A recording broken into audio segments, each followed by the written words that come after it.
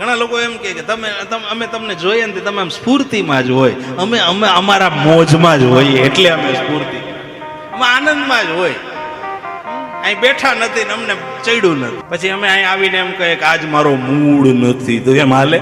મારો મૂડ નથી. જે ક્ષેત્રમાં હોય ત્યાં પછી તમે લાગી જવું જોઈએ. પછી તમે રસોઈ બનાવતા હોય પછી તમે ઘરવાળાને એમ કહો કે અમારો મૂડ નહોતો, પછી બપોરે 12 વાગે જે તબાતબી બોલે તો કે રોટલી ગાયની એને ખવડાવી દીધી હોય એટલે ઓમ વાંધો ના આવે. એટલે એ કેવા થઈ ગયા હોય?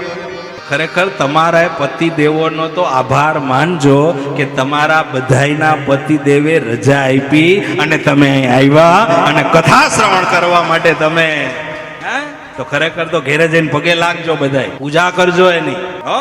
આરતી ના ઉતારો તો કઈ નહીં, ખાલી પૂજા કરજો. ખરેખર નો કહેવાય. તમે વિચારજો, તમને એમ યોગ્ય લાગે તો. હું તો મારા વિચાર રજૂ કરતો જ હોઉં, પણ એની રજા વગર તો શક્ય જ નથી. વિષ્ણુ ભગવાનની રજા વગર લક્ષ્મીજી આવે તમારી ઘરે?